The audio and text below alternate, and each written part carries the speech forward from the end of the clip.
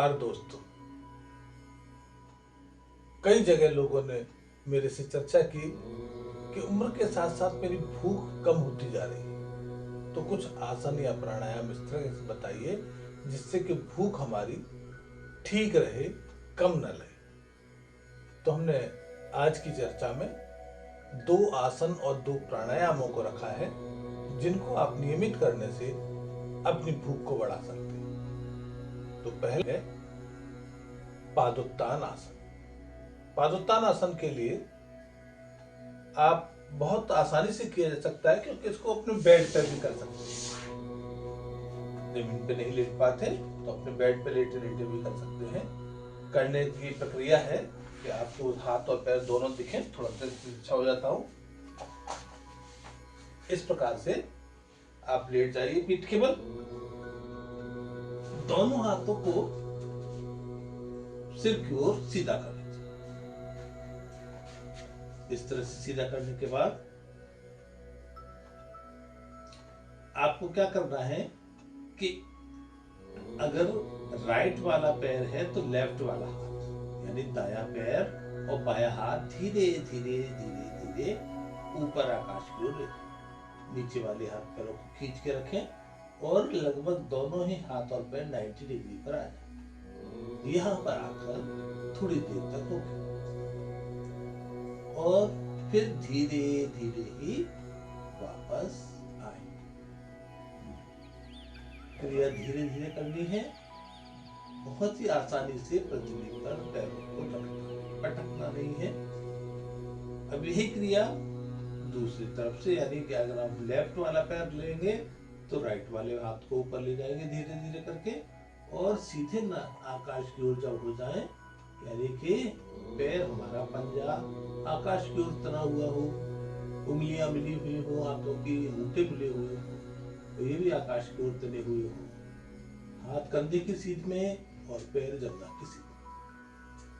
थोड़ी देर रुके, तत्पश्चात धीरे धीरे इसको नीचे की ओर ले जाए। आहिस्ता से पृथ्वी पर रखें। पहले चरण में हमने एक पैर एक हाथ लिया, लेकिन अगला चरण है दोनों पैर दोनों हाथ धीरे धीरे ऊपर आकाश की ओर ले जाएंगे और यहाँ पर जाकर तान के रोकेंगे, ढीला नहीं छोड़ेंगे, तनी हुई अवस्था में रुकेंगे। थोड़ी देर रुकने के पश्चात ही हमें वापस आना है। तो पूर्व तक पहुंचने ठहराव जरूरी है। फिर धीरे धीरे वापस आते हैं। इस आसन को करने से क्या होता है कि आपको जो रक्त संचार है तीव्रता से जंघाओं पर और पेट पर जाता है। पाचन तंत्र तेज होता है इससे और आपको भूख लगना प्रारंभ हो जाती है। इससे जो अफेक्टेड एरिया है हमारा, ये जंघाएं हैं, पेट है, पाचन तंत्र। तत्पश्चात हम आके बैठेंगे वज्रासन। ये आसन वज्रासन एकमात्र ऐसा आसन है जिसको हम भोजन करने के बाद भी कर सकते हैं। अन्यथा सभी आसन, ये जो पादोत्तान आसन बताया था, ये खाली पेट हमें करना है। लेकिन ये आसन है, अगर आप टहलने नहीं जा सकते, खाना खाने के बाद वॉक नहीं कर सकते, आप इस आसन में बैठिएगा तो आपका भोजन बहुत जल्दी पचेगा। कारण क्या है कि जब ये पिंडलियां दबती हैं तो रक्त ऊपर की ओर आता है। पेट को अधिक मात्रा में रक्त मिलने से पाचन तंत्र तेज हो जाता है। दूसरा आसन है मंडूक आसन। ये आपके अगर नाभि यहां पर है तो अंगूठा लें, उसको अंदर रखें और मुट्ठी बंद करें और इसको अंगूठा पेट की ओर रखते हुए, छोटी उंगली बाहर की ओर रखते हुए नाभि के दाईं ओर लगा दें और ये वाला दाएं बाईं ओर लगा दें। सांस भरें, पूरे शरीर को ताने ऊपर की ओर और सर को पीछे की ओर ले जाएं। पेट को दबाएं इस तरह से हाथों से, सांस छोड़ते हुए धीरे धीरे आगे की ओर झुकना प्रारंभ करें। सर को पीछे की ओर लगा के रखेंगे। अब यहाँ आपका इस अवस्था में आके ध्यान रखें कि आपके नितंब है एड़ियों से ना उठे। बिना उठे जहां तक जा सकते हैं वहां रुकें और यहाँ पे श्वास को सामान्य करके ठहरे। थोड़ी देर रुकने के बाद धीरे धीरे ही श्वास भरते हुए वापस आ जाए। इससे क्या हुआ कि पेट के अंग दबने से रक्त तीव्रता से दौड़ता है बाद में, और जिससे कि जो उनकी क्रिया है अर्थात पाचन क्रिया है वो तीव्र होती है। अब इन्हीं हाथों को यूं करके घुमा दें, यानी उंगलियां पेट की ओर हो गई और नाभि से नीचे की ओर चली।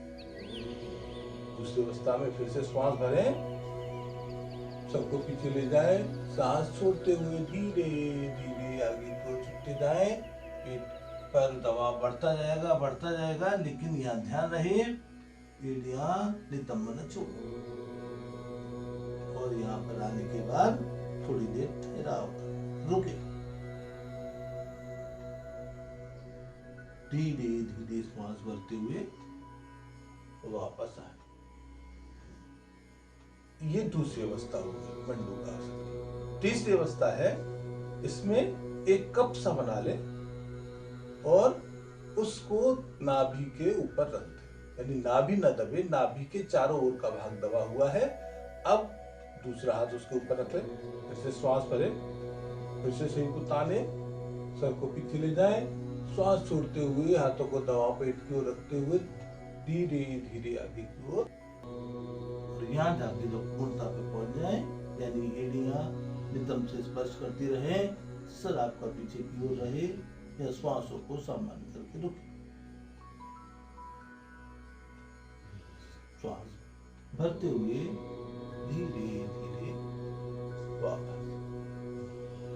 मंडूकासन न केवल पाचन तंत्र को तेज करता है, बल्कि हमारे अग्नि यानी पेन क्रिया है, उस पेन क्रिया पर भी प्रभाव डालता है, जिससे कि शुगर के लिए बहुत ज्यादा उत्तम आसन होता है। तो ये दो आसन हो गए।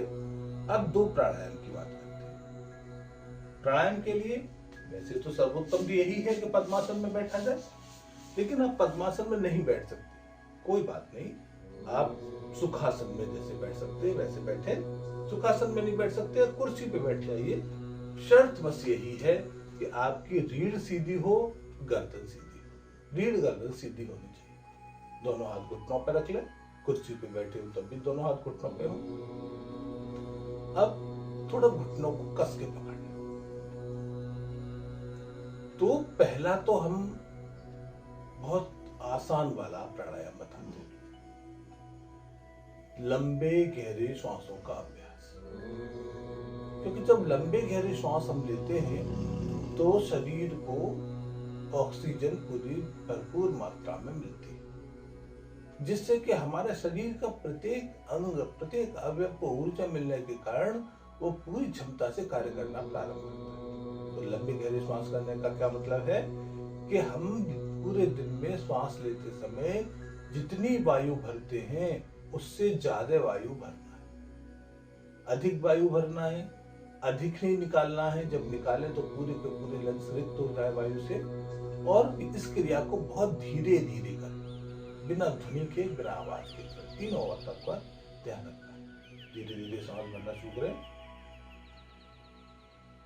पूरी सांस भर जाए, उसके बाद धीरे धीरे सांस बाहर करना शुरू करें। बस इसी क्रिया को करते हैं 10 मिनट तक आप यही क्रिया करें। श्वास धीरे धीरे पूरी लंग्स की क्षमता के अनुसार भर लें और वहां पहुंचने के बाद फिर धीरे धीरे वायु को बाहर करें। कोशिश हो हमारी ये, अगर प्राकृतिक वातावरण में हम कर सकते हैं तो बहुत अच्छी बात है, अन्यथा हम घर के अंदर करेंगे तो उतने हमें शुद्ध वायु नहीं मिलेगी।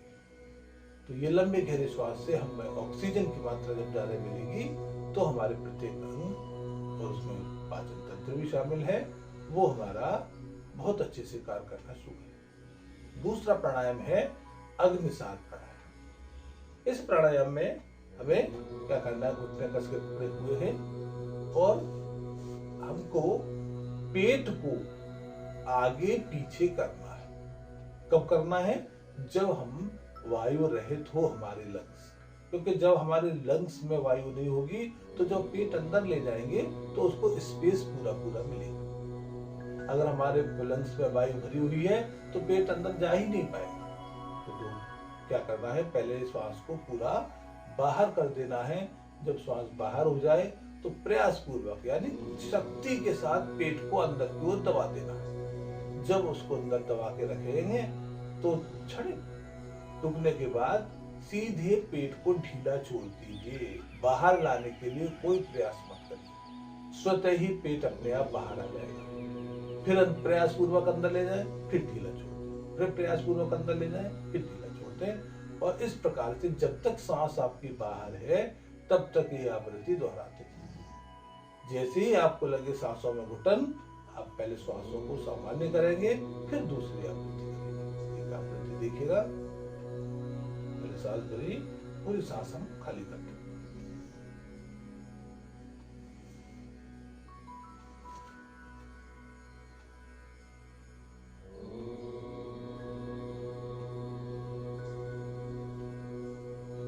केवल श्वास पेट को अंदर ले जाने के लिए शक्ति का प्रयोग किया जा रहा है, बाहर लाने के लिए शक्ति नहीं। बस हम पेट को ढीला छोड़ते हैं, पेट स्वतः ही बाहर आ जाता है।